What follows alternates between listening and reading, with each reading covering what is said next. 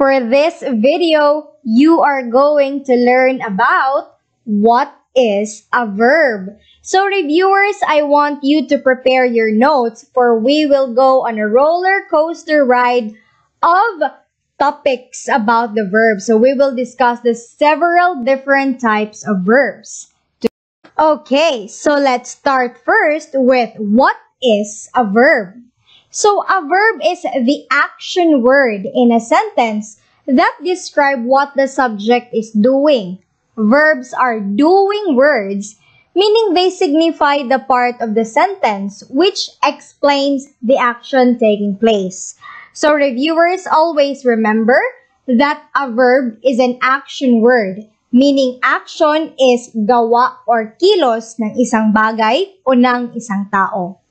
An example of a verb in the sentence are seen on our screen. We have for the first one, he ran away. Next, she eats oatmeal cereals on Sundays, and the horses gallop across the fields. So notice that the bold words on your screen are the verbs in that particular sentence. Okay, so moving on. However, not all verbs are easily identifiable as action. These are non-action verbs or those that describe a state of being, emotion, possession, sense, or opinion. Examples of these are, I know your name. He feels happy seeing her. I love how she sings. Okay, so now, how do we recognize a verb? So one clue to help you recognize a verb is its location or ang kinalalagyan ng verb compared to the subject.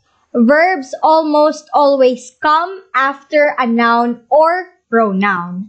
So ang ibig sabihin nito ay makikita natin ang verb o ang pandiwa, maaring nasa unahan ito ng kanyang subject o ng noun, pero mas madalas na nasa hulihan o katapos ng ating noun or ng ating subject.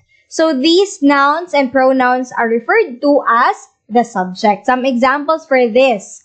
Mark eats his dinner quickly.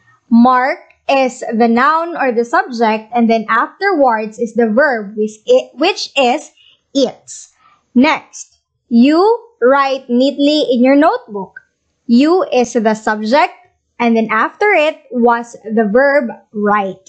Next is we have they thought about all the prizes in the competition, meaning they is the subject and thought is the verb. Okay, so we are seeing several boxes on the screen. What are these boxes? They are types of verbs. We have action verbs, transitive verbs, intransitive verbs, linking verbs, auxiliary verbs, stative verbs, and modal verbs. So we will discuss this one by one. So reviewers, I want you to take down notes for this. Okay, so what do you see on the screen? It's a person dancing. This is called action verbs. So action verbs express specific actions and are used anytime you want to show action or discuss someone doing something.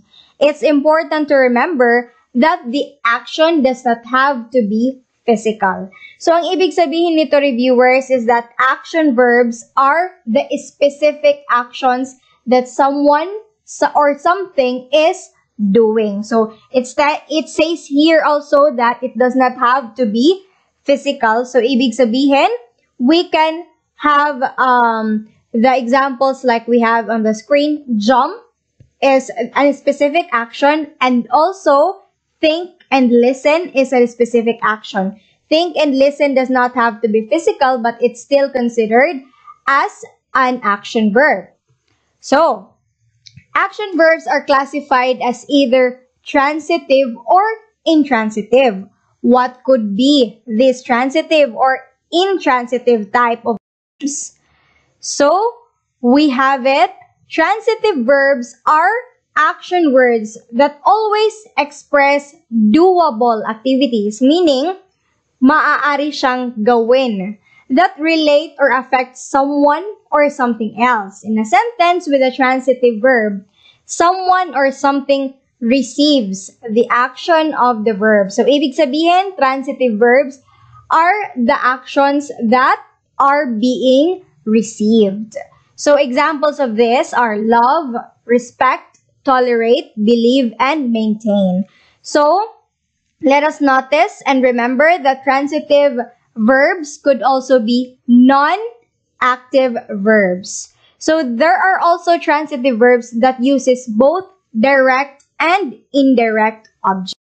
Alright, so we have an example here. It says here, Gary ate the cookies. So, the transitive verb is ate. Okay, so ate kasi kinain, meaning yun yung kilos o gawa ng tao.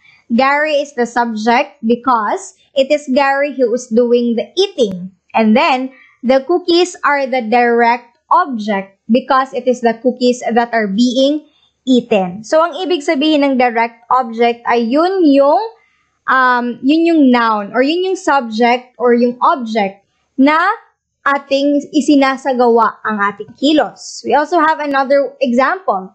Mary baked her mother a pie. So, the transitive verb is baked. So, yun yung verb, baked. Then, Mary is the subject kasi siya yung nagbe-bake. The pie is the direct object kasi yung bake yung ginawa. Yun yung binake. And then, her mother is the indirect object. Meaning, yun yung inilalaanan mo ng iyong gawa or kilo. Okay. We have then another here. Intransitive verbs. So, what could be intransitive verbs? Intransitive verbs are action words that always express doable activity. So, kagaya ng transitive verb, magkapareho sila ng doable activities, meaning maaari siyang gawin. Ano nga bang pinagkaiba nila? So, they are different from transitive verbs because there is no direct object following an intransitive verb. So, walang pinaglalaanan ng kilos. Examples of intransitive verbs are walk, laugh, cough, play, and run. So, some verbs can be both transitive and intransitive. These verbs include start, leave, change, leave, and stop. Okay. So, here is an example for intransitive verb. We traveled to London. The intransitive verb is traveled. The subject is we because we are doing the traveling. Meaning, ang direct object dito or yung subject dito ay ang we kasi siya yung gumagawa ng traveling. Sila yung nagta-travels. And London is not a direct object because London is not receiving the action of the verb. So, always remember na ang direct object ay yun yung tumatanggap o ginagawan ng kilos. Pinaglalaanan ng kilos. Another example, John eats before leaving for school. The verb eats can be both transitive and intransitive depending on whether there is a direct object or not. If the sentence read, John eats the cookies before leaving for school, eats would be transitive as there is a direct object, the cookies. Okay, next, we have linking verbs. So, what could be linking verbs? A linking verb connects the subject with a verb that gives information about the subject, such as a condition or relationship. So, always remember, reviewers, that linking verbs also means connecting verbs or those that connects the subject and its verb. So, they do not show any action. They simply link the subject with the rest of the sentence. The most common linking verbs are is, are, was, were, being, and been. So, examples of this, we have, I am going to Paris next month. William is excited about his promotion. They are a problem.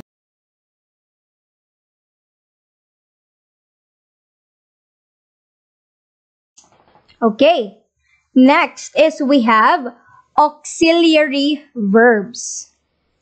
What do we mean by auxiliary verbs? So auxiliary verbs are also known as helping verbs and are used together with a main verb to show the verb's tense or to form a question or negative comments. Common examples of auxiliary verbs include have, might, will.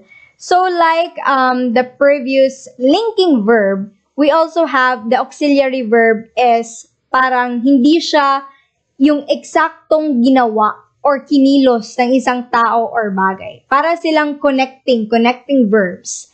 These auxiliary verbs give some context to the main verb. For example, letting the reader know when the action took place. So some examples of auxiliary verbs are would, should, do, can, did, could, and may. Okay, so here is an example. I will go home after football practice. So the auxiliary verb here is will because will is telling us that the action of the main verb go is going to take place in the future after football practice has ended. But then, if the auxiliary verb will was removed, we get the sentence, I go home after football practice. In this case, there is no definite time frame for the action. The sentence suggests that going home after football practice is just something that the subject I is generally doing. So, ibig sabihin na ang auxiliary verb, siya yung nagbibigay ng panahon doon or parang kahit hindi naman siya specific time pero naglalaan siya ng time which is specifically about the future para i-relate doon sa verb. Kasi kung walang auxiliary verb, maaaring in generally na ginagawa, hindi na specific. Next, we have here another or more examples. First is, we can use the auxiliary verb before the pronoun to make it a question. Example, might you dance with me later?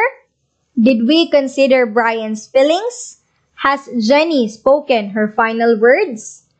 Also, auxiliary verbs are used to help form negative statements. This will usually split the auxiliary and main verbs. It says here, I may never dance with you again.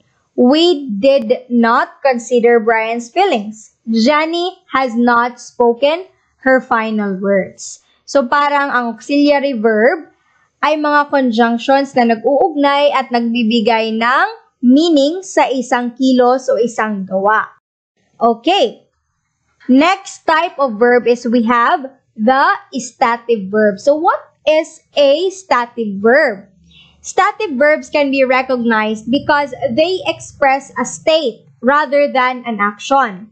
They typically relate to thoughts, emotions, relationships, senses, states of being, and measurements. The best way to think about stative verbs is that they are verbs that describe things that are not actions. Okay. The stative verbs are all expressing a state of doubting, a state of believing, a state of wanting.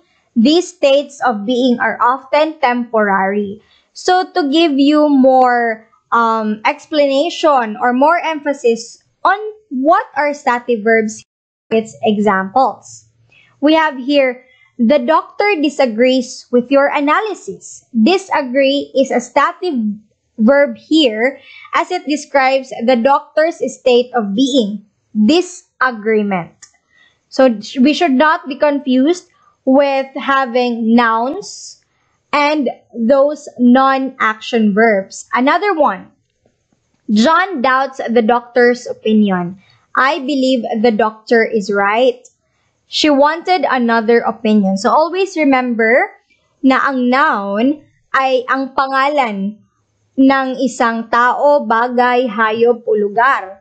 But then, ang verb ay yung gawa o kilos o nararamdaman ng isang tao o ng isang bagay. Okay, next, we have modal verbs. From the word itself, modal verbs or mode, what could this be? Okay, so modal verbs are auxiliary verbs, meaning they are also helping verbs that are used to express abilities, possibilities, permissions, and obligations. Modal verb examples are can, must, may, should, and would. So an example is, he can shoot a 3-point shot easily. The auxiliary verb can is expressing an ability, suggesting that shooting a 3-point shot is a skill the subject possesses. Ibig sabihin, ang modal verbs ay ang isang ginagawa ng isang tao na meron siya, meaning skill siya or ability or... Okay, next. So it says here that please note that in case of should and must in the examples below, the modal verbs are expressing obligations, whereas would and may are expressing possibilities. Should and must. Naririnig natin ito palagi. You should be in uniform. You must be in time. Meaning, obliged ka na gawin ang isang bagay na iyon. Would and may are expressing possibilities. Like, would you accompany me to somewhere else, or may you be my partner in prom? So it means that you are asking and is expressing that that person could respond to you positively or even negatively. Example, I should go home, meaning, dapat ka nang umuwi. You must not delay, meaning hindi mo dapat patagalin pa. Sally would not recommend the sushi, meaning would is parang nagbibigay ka pa rin ng period o ng hindi naman siya obligation, parang definite meaning to it. Then, David may be late. Ibig sabihin, may possibility na may David. Okay, so here is a chart which summarizes the main types of verbs. So, alam ko, marami na ang ating na-discuss. There are 7 types of verbs, so here is a summary for it all. We have here, transitive verb is an action verb which takes an object. Reggie rides the bus every day. So the bus is the object and ride meaning direct siya doon sa bus. Siya yung sasakay ka sa bus, ibig sabihin that's a transitive verb. Intransitive verb is an action verb that does not take an object. He danced gracefully, meaning ikaw lang, walang nagre-receive. Transitive verb ay may nagre-receive ng action. Intransitive verb ay wala. Linking verb, a verb that aids another verb to form its tense or mood. Example, Marie was absent in the class yesterday. Ibig sabihin, yung linking verb ay yung nagli-link or nagko-connect ng subject sa verb. It could be is, was, are, were, being. So another one, we have here auxiliary verb. So what is an auxiliary verb? It is a helping verb that aids another verb to form its tense or mood. Ibig sabihin dito, Marvin called the meeting. They need to work harder. Ibig sabihin, ang main verb dito ay called, meaning ipinatawag or tumatawag ng meeting. And then the auxiliary verb or the helping verb which nagbibigay ng emphasis doon sa main verb na ginamit is they need to work harder. Next is we have stative verb. So it is a verb that expresses a state rather than an action. So Lynn looks beautiful in her dress. Ibig sabihin kung ano yung status ng isang tao para sa'yo o ng isang bagay para sa'yo.